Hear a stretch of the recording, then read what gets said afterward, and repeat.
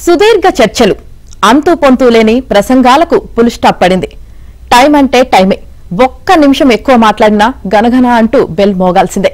ఇప్పటి వరకు ఏం చేశారు, ఇకపై ఏం చేయబోతున్నారో సుత్తి లేకుండా సూటిగా చెప్పండి అని సీఎం చంద్రబాబు స్పష్టంగా ఆదేశించారు.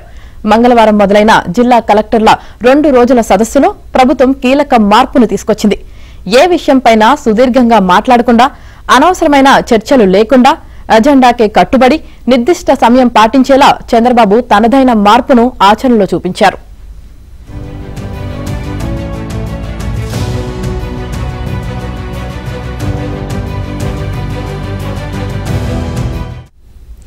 గతేడాది డిసెంబర్లో జరిగిన కలెక్టర్ల సదస్సు సుదీర్ఘంగా సాగిన సంగతి తెలిసిందే.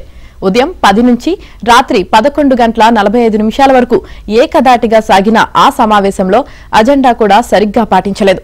సగటున ఒక్కో శాఖ 2 గంటల చొప్పున ప్రజెంటేషన్ ఇచ్చి సమావేశాన్ని లక్ష్యానికి భిన్నంగా తీసుకెళ్లారు. దీనిపై తీవ్ర విమర్శలు రావడంతో సీఎం స్పందించారు. ఇకపై సుదీర్ఘ చర్చలు, ప్రజెంటేషన్లు ఉండవని, సమయపాలనకు పక్కాగా అమలు చేస్తామని హామీ ఇచ్చారు. మంగళవారం నాటి సమావేశంలో దీన్ని అక్షరాలా అమలు చేసి చూపించారు. అజెండా తయారీ నుంచి అన్ని క్లుప్తంగా ఉండేలా ముందు జాగ్రత్తలు తీసుకున్నారు. ఒక్కో శాఖ 5-6 స్లైడ్స్ కు మించకుండా ప్రజెంటేషన్లో ఉండేలా కట్టడి చేశారు.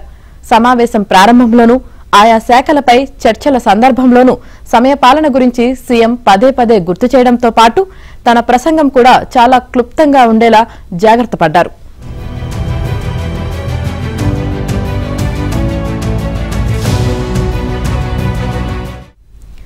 గంటసేపు మాట్లాడాల్సిన ముఖ్యమంత్రి 40 నిమిషాల్లోనే ముగించారు.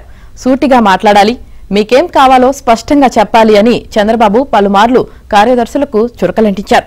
ఈసారి కలెక్టర్లతో మాట్లాడించే ప్రయత్నం చేశారు. ఈ సమావేశం ఆద్యంతం చంద్రబాబు ఉత్సాహంగా, హుషారుగా కనిపించారు. రెవెన్యూ, వాతావరణ పరిస్థితులు, సంక్షేమం, శాంతి భద్రతలు తదితర అంశాలపై సూటిగా ప్రశ్నలు అడిగారు. అజెండాలోని పలు అంశాల్లో లోపాలను ఎత్తిచూపి సంబంధిత కార్యదర్శులను ప్రశ్నించారు.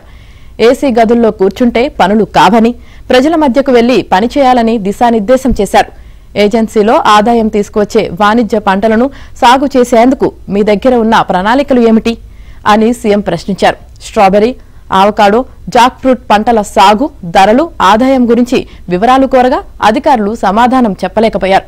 ఇకపై కలెక్టర్ల పనితీరును ప్రత్యక్షంగా సమీక్షిస్తానన్నారు.